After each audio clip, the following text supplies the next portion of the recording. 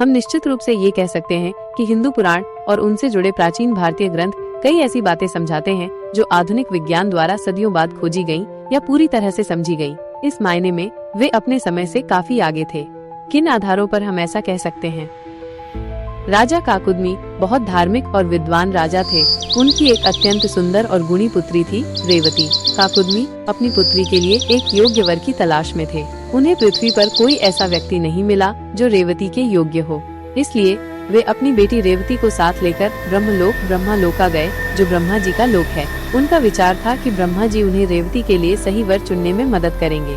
जब वे ब्रह्मलोक पहुँचे तो ब्रह्मा जी संगीत सुन रहे थे और कुछ गंधर्व गायन कर रहे थे। काकुदमी और रेवती ने उस संगीत के समाप्त होने का इंतजार किया। ये प्रतीक्षा बहुत छोटी लगी, क्योंकि ब्रह्मलोक में समय की गति पृथ्वी से बहुत भिन्न थी।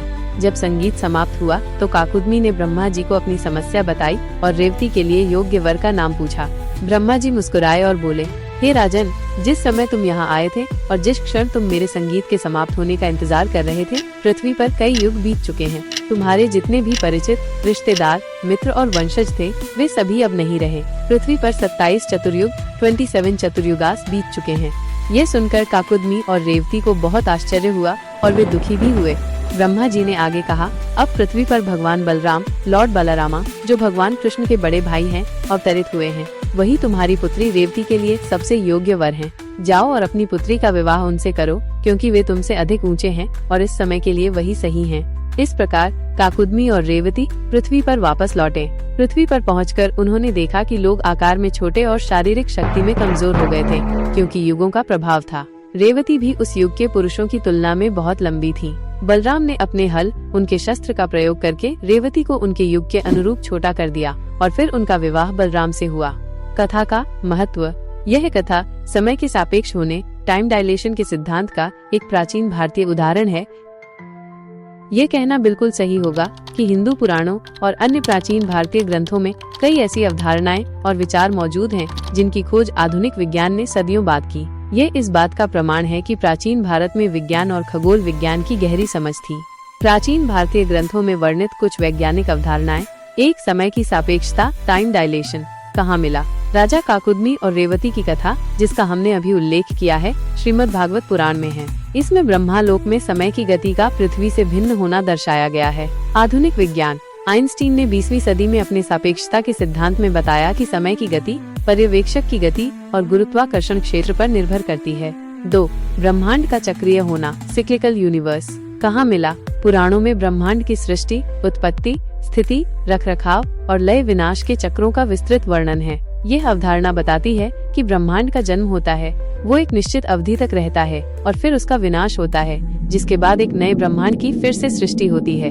ब्रह्मा के एक दिन और रात की अवधारणाएं भी विशाल ब्रह्मांडीय समय चक्रों को दर्शाती हैं। आधुनिक विज्ञान। कुछ आधुनिक कॉस्मोलॉजिकल सिद्धांत, जैसे कि साइक्लिक यूनिवर्स थ्योरी या बिग बाउंड सिद्धांत, ब्रह्मांड के चक्रीय स्वभाव का सुझाव देते हैं, हालांकि यह अभी भी शोध का विषय है। 3, परमाणु सिद्धांत, एटॉमिक थ्योरी, कहाँ मिला? वैशेषिक सूत्र, महर्षि कणाद द्वारा रचित लगभग 600 BC में परमाणु एटम और परमाणु सब एटॉमिक पार्टिकल्स की अवधारणा का विस्तृत वर्णन मिलता है। कणाद ने बताया कि पदार्थ अविभाज्य कणों, परमाणुओं से बना है और इन परमाणुओं के संयोजन से विभिन्न प्रकार के पदार्थ बनते हैं। आधुनिक विज्ञान। जॉन डाल्टन ने 19वीं सदी में आधुनिक परमाणु सिद्धांत दिया, लेकिन इससे बहुत पहले भारत में यह विचार मौजूद था। 4, पृथ्वी का गोल होना और अपनी धुरी पर घूमना, स्फेरिकल अर्थ एंड रोटेशन, कहाँ मिला? आर्यभट्टीय। आर्यभट्ट द्वारा 5वीं शताब्दी ईस्वी जैसे खगोल शास्त्रीय ग्रंथों में स्पष्ट रूप से कहा गया है कि पृथ्वी गोल है और अपनी धुरी पर घूमती है, जिससे दिन और रात होते हैं।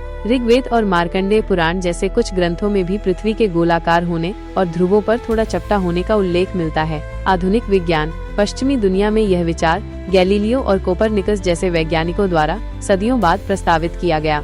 5, सूर्य केंद्रीय मॉडल, हीलियोसेंट्रिक मॉडल, कहाँ मिला? आर्यभट्ट ने अपने ग्रंथों में एक सूर्य केंद्रीय मॉडल का सुझाव दिया, जहाँ पृथ्वी और अन्य ग्रह सूर्य के चारों ओर घूमते हैं। आधुनिक विज्ञान। पश्चिमी दुनिया में यह मॉडल निकोलस कोपरनिकस द्वारा प्रस्तुत किया गया था। 6, गुरुत्वाकर्षण की अवधारणा, कॉन्सेप्ट ऑफ ग्रेविटी, कहाँ मिला? ऋग्वेद में ऐसे मंत्र हैं जो सूर्य की आकर्षण शक्ति, पुलिंग पावर का वर्णन करते हैं, जो ग्रहों को अपनी जगह पर रखती है। वैशेषिक सूत्र में भी गुरुत्वाकर्षण पृथ्वी पर चीजों के गिरने का कारण का उल्लेख है। आधुनिक विज्ञान। आइजैक न्यूटन ने 17वीं सदी में गुरुत्वाकर्षण के सार्वभौमिक नियम को प्रतिपादित किया। 7. प्रकाश की गति और रंग, speed and colours of light, कहाँ मिला? ऋग्वेद में सूर्य की 7 किरणों इंद्रधनुष के रंगों के समान का उल्लेख है। आधुनिक विज्ञान। आइजैक न्यूटन ने प्रिज्म के माध्यम से प्रकाश के 7 रंगों में विभाजित होने का प्रदर्शन किया। 8. शून्य और दशमलव प्रणाली, जीरो एंड डेसिमल सिस्टम, कहाँ मिला? हालांकि ये सीधे पुराणों में नहीं बल्कि अन्य प्राचीन भारतीय गणितीय ग्रंथों में है। ये भारतीय ज्ञान परंपरा का अभिन्न अंग है। शून्य का आविष्कार और दशमलव प्रणाली ने आधुनिक गणित की नींव रखी। आधुनिक विज्ञान। ये अवधारणाएं विश्व भर में गणित और विज्ञान के विकास के लिए अत्यंत महत्वपूर्ण साबित हुई। 9. आयुर्वेद और शल्य चिकित्सा, आयुर्वेदा एंड सर्जरी, कहाँ मिला? चरक संहिता चिकित्सा और सुश्रुत संहिता शल्य चिकित्सा जैसे ग्रंथ आधुनिक चिकित्सा से बहुत पहले ही जटिल शल्य प्रक्रियाओं, शरीर रचना विज्ञान और विभिन्न बीमारियों के उपचार का विस्तृत विवरण देते हैं, जिसमें प्लास्टिक सर्जरी का भी उल्लेख है। आधुनिक विज्ञान। ये प्राचीन भारतीय ग्रंथ आज भी चिकित्सा विज्ञान के इतिहास में महत्वपूर्ण माने जाते हैं।